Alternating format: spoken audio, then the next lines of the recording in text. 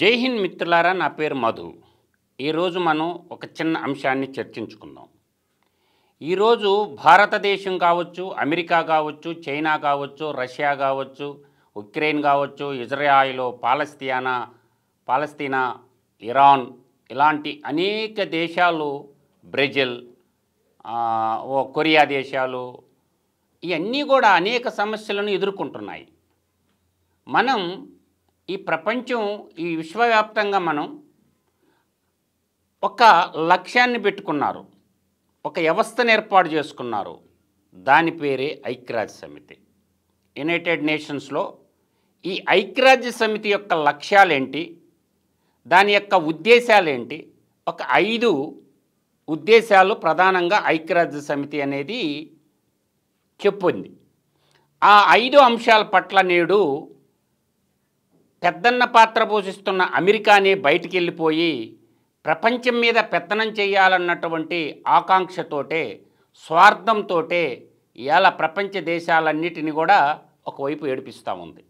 సరే, ఒక 5 అంశాలు, ఐక్యరాజ్య సమితి చెప్పినటువంటి 5 అంశాలు ఏంటంటే, 1 యుద్ధాలు జరగకుండా చూడటం, 2 అంతర్జాతీయ తగాదాలను శాంతియుతంగా పరిష్కరించుకోవడం, 3 దేశాల మధ్య స్నేహ సంబంధాలను ఏర్పాటు చేయటం, దేశాల మధ్య స్నేహ సంబంధాలు ఏర్పాటు చేయడం, తర్వాత అంతర్జాతీయంగా బాధ్యతలను అన్ని దేశాలు గౌరవించేటట్లు చూడటం, 5 సాంఘిక అభివృద్ధి సాధించి మానవ జీవితాలను సుఖమయం చేయటం, సాంఘికంగా అభివృద్ధి సాధించి మానవ జీవితాలను సుఖమయం చేయటం.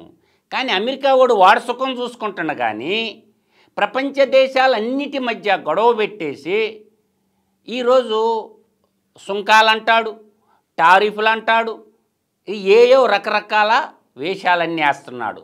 దీనికి కారణాలు లేకపోలేదు. ఇవాళ అభివృద్ధి చెందిన దేశాలు, అభివృద్ధి చెందుతున్న దేశాలు, ఐక్యరాజ్యతో శాశ్వత సభ్య దేశాలు, ఇలా అనేక రకాల దేశాలు స్వయం ప్రకాశంగా ఎలగాలని, స్వయం సమృద్ధి సాధించాలని కోరుకుంటున్నాయి. అది అమెరికాకి నచ్చటంలా. అమెరికాకి ఏంది, నాకు బానిసంగా ఉండాలి, ఎల్లకాలం మా డాలరే పైన ఉండాలి. మీరు కొత్తగా బ్రిక్స్ దేశాలు ఏర్పడ్డాయి. ఏది, రష్యా కావచ్చు, బ్రెజిల్ కావచ్చు, ఇండియా కావచ్చు, చైనా కావచ్చు, దక్షిణాఫ్రికా అలాంటి దేశాలు, ఇవన్నీ కూడా ఏ దేశాలకు ఆ దేశాలు స్వయం సమృద్ధి సాధించుకోవాలన్నటువంటి ఆలోచనతో వస్తే మీరెవరు ఏం చేయటానికి లేదు, మొత్తం నేను చెప్పినట్టే అయినాలా అన్న ఆలోచన, సంకుచిత స్వభావంతో అమెరికా ఇప్పుడు ప్రవర్తిస్తుంది. దీనికి అనేక కారణాలు ఉన్నాయి.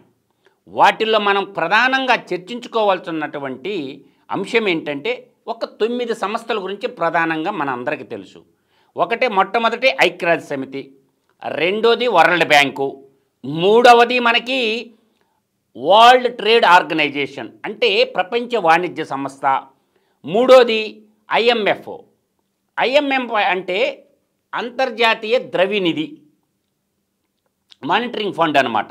తర్వాత వరల్డ్ హెల్త్ ఆర్గనైజేషన్, ఈ వరల్డ్ హెల్త్ ఆర్గనైజేషన్ WHO, తర్వాత యునెస్కో, తర్వాత నాటో కానీ, ఇలా అన్నీ కూడా ప్రపంచంలో అశాంతి ఏర్పడితే శాంతిని నెలకొల్పటం కోసం ఏర్పాటు చేసుకున్నటువంటి ఈ వ్యవస్థలు, ఈ వ్యవస్థలన్నీ నేడు ఏమైపోయినాయి ఒక్కసారి ఆలోచన చేసుకోండి. నేను అంటుండే వ్యాలిడ్ పాయింట్ ఏంటంటే, యునెస్కో కానీ ఇవన్నీ ఎందుకు స్థాపించుకున్నారు అంటే, 193 దేశాలు ప్రపంచంలో ఐక్యరాజ్య సమితిలో భద్రతా మండలిలో భాగంగా ఉన్నటువంటి 193 దేశాల్లో సర్వప్రతినిధి సభ కావచ్చు, భద్రతా మండలి కావచ్చు, సచివాలయం కావచ్చు, ధర్మకర్తృత్వ మండలి కావచ్చు, తర్వాత ఆర్థిక సాంఘిక మండలి కావచ్చు, అంతర్జాతీయ న్యాయస్థానము కావచ్చు, ఇవన్నీ ఏం చేస్తున్నట్టు, ఎవరికి ఊడిగేం చేస్తున్నట్టు, అలా మనం చెప్పుకుంటూ పోతే ఈ విధంగా ఎటువంటి అంటే యునెస్కోతో మొదలుపెట్టుకుంటే మళ్ళీ మనం కొత్తగా ఇంకొకటి కూడా ఏర్పాటు చేసుకున్నారు. అదే ఏంటంటే United Nations human programme Ban Ki Moon ఉన్నప్పుడు మనకేం చేశారంటే కొత్త సంస్థ ఇంకొకటి ఏర్పాటు చేయటం జరిగిందనమాట. ఈ అన్ని సంస్థలు కూడా ఈరోజు పేరుకే సంస్థలు అన్నీ అమెరికా కింద ఉండాలా? ఇది ఎక్కడ రాజనీతి? కరెక్ట్ కాదు కదా. నేను అనేది ప్రపంచ వాతావరణ సంస్థ ఉంది, వరల్డ్కి సంబంధించింది. ఈ ప్రపంచ వాతావరణ సమస్య ఇవాళ ఆఫ్రికా దేశాల మీద పడింది. ఆఫ్రికాలో అడవులు కొట్టేయద్దు, ప్రపంచానికి మేము డబ్బులు ఇస్తాం అడవులు ఉంటని అంటే వీళ్ళేమో ఇండస్ట్రియలైజేషన్ చేసుకొని యూరప్ దేశాలు, యునైటెడ్ నేషన్స్ దేశాలు ఆర్థికంగా ఎదగాల.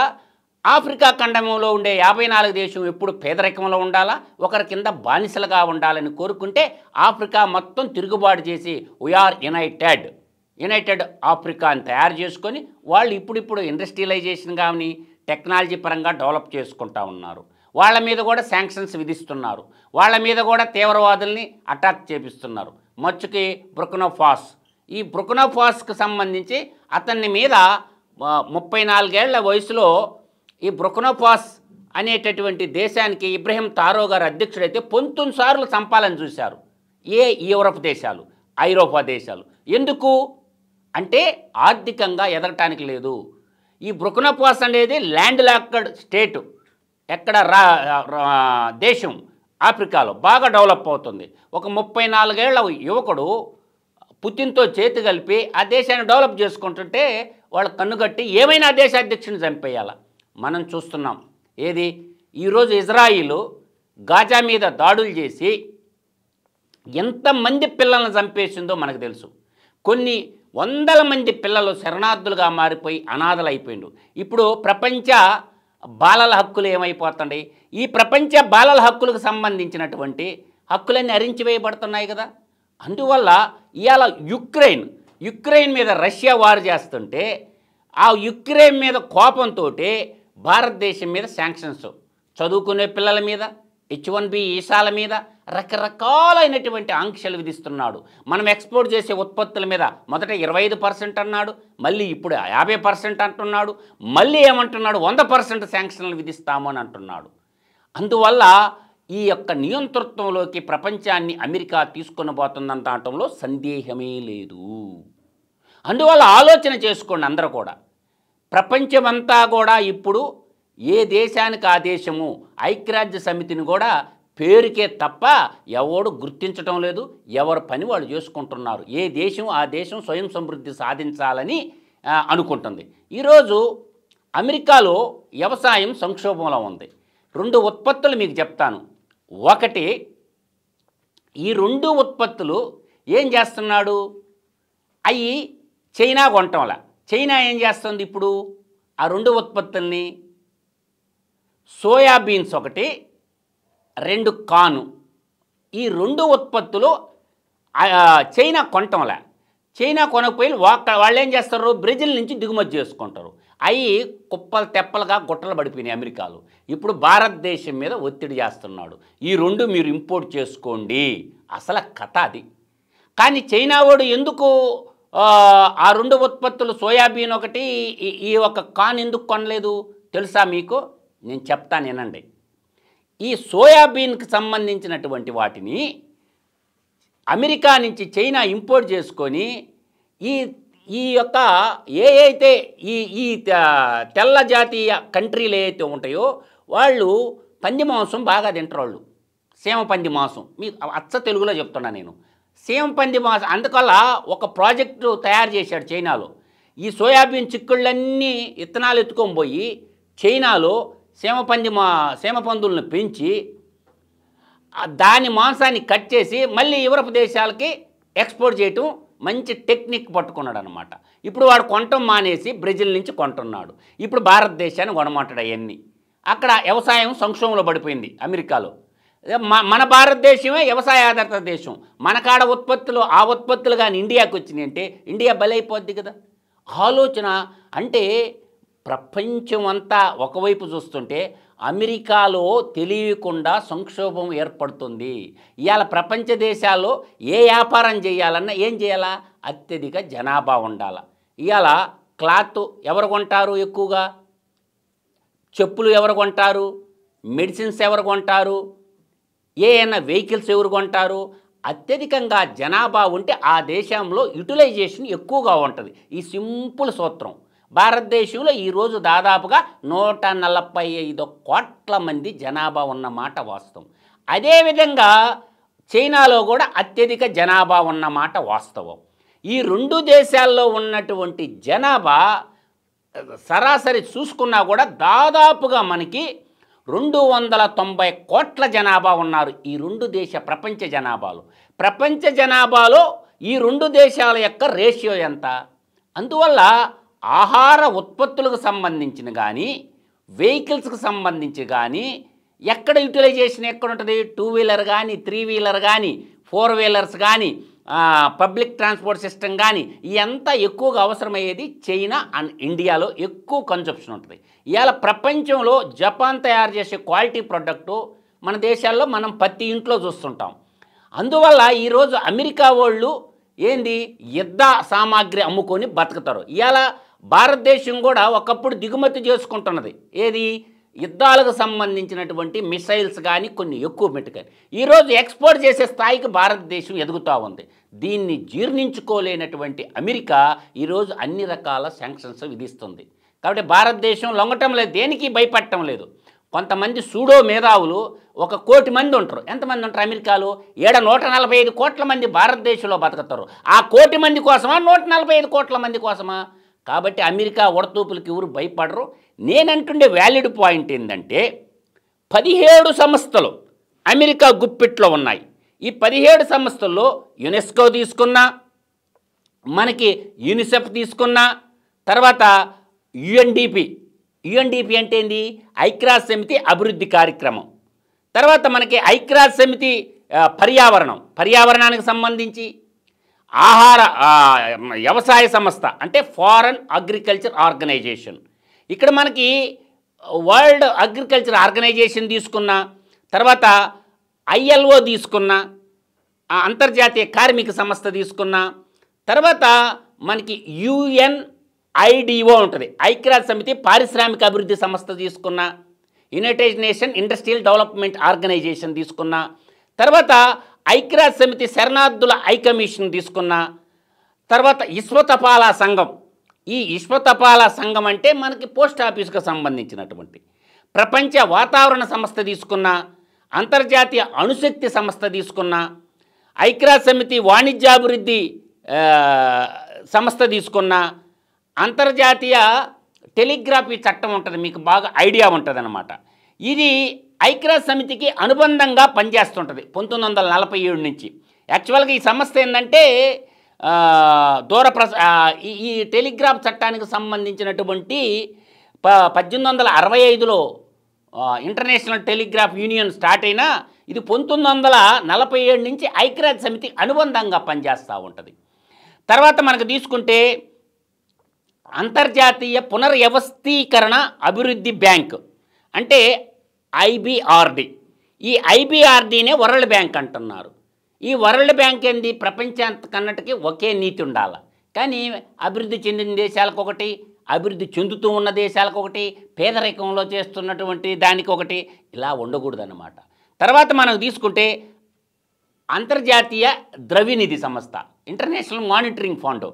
తర్వాత ఈ కొత్తగా ఇంకోటి పెడుతున్నారు, యునైటెడ్ నేషన్స్కి సంబంధించినటువంటి ఉమెన్ ఆడవాళ్ళకి సంబంధించినటువంటి హక్కుల కోసం ఇంకొక సంస్థ కొత్తగా ప్రవేశపెట్టబోతున్నారు. అంటే ఇన్ని సంస్థలు కూడా పేరుకే సంస్థలు, కానీ ప్రపంచం అంతా కూడా పెద్దన్న పాత్ర పోషించాలా అన్న అమెరికా సంకుచిత స్వభావానికి నేరు ప్రపంచ దేశాలన్నీ కూడా అమెరికాకి ఎదురుతిడ్డి ఏషియన్ డెవలప్మెంట్ బ్యాంక్ పెట్టుకున్నా ఓర్చుకోలేకపోతున్నాడు. ఆ డాలర్కు పోటీగా బ్రిక్స్ కరెన్సీ ఏర్పాటు చేస్తానన్నా ఓర్చుకోలేకపోతున్నారు.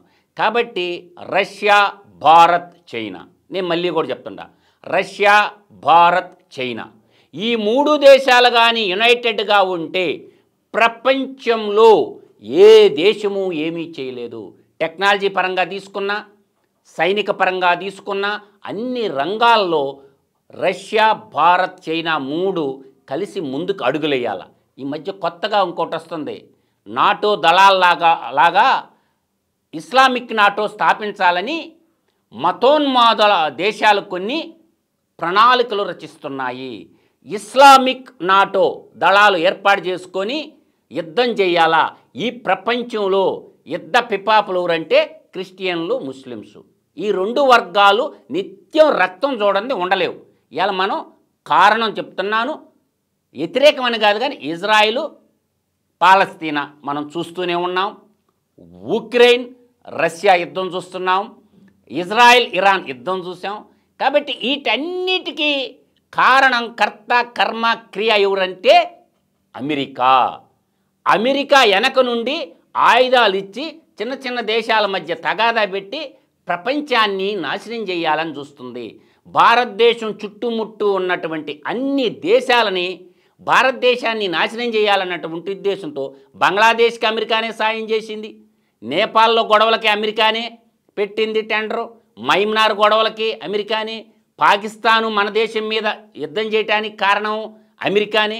వీటన్నిటికీ కారణం ఏంటంటే భారతదేశం చుట్టూ ఉన్న దేశాలకి అమెరికా సాయం చేస్తూ భారతదేశ వినాశనాన్ని కోరుకుంటుంది తప్ప భారతదేశ అభివృద్ధిని కోరుకోవటం లేదు. కాబట్టి ఈ టారిఫ్లకు భయపడాల్సిన అవసరం లేదు. భారతదేశం స్వయం సమృద్ధి సాధించబోతుంది. కాకపోతే భారతదేశంలో ఉన్నటువంటి రాజకీయ వ్యవస్థ మతరహితంగా, కులరహితంగా, దేశహితం కోరి, మతరహితంగా, కులరహితంగా, దేశహితం కోరి మన పార్లమెంట్ వ్యవస్థ మొత్తం ఏకోన్ముఖంగా వచ్చి వీఆర్ వన్ అంటే మేము భారతీయులమను జాతీయవాదాన్ని, నేషనలిజం స్పిరిట్ని నింపుకొని దేశాన్ని కాపాడుకోవాల్సినటువంటి సమయం ఆసన్నమైంది. కాబట్టి భారతదేశంలో ఉన్నటువంటి అన్ని పొలిటికల్ పార్టీలు ఒకే మాట మీదకి వచ్చి, మన ఇంటర్నల్గా ఎన్నైనా ఉండొచ్చు, దేశానికి కష్టం వచ్చినప్పుడు మనం వీఆర్ యునైటెడ్గా నిలబడి దేశంలో ఉన్నటువంటి కష్టాలని అధిగమించాల్సినటువంటి తరుణం ఆసన్నమైంది. కాబట్టి నా యొక్క అభిప్రాయం ఏంటంటే రష్యా, భారత్ అండ్ చైనా ఈ మూడు దేశాలు యునైటెడ్గా ఉంటే ప్రపంచంలో ఏ దేశం కూడా మన ఆసియా దేశాలని ఏమీ చేయలేదనేది నా యొక్క అభిప్రాయం. మరో అంశంతో మళ్ళీ కలుద్దాం. అంతవరకు స్వస్తి.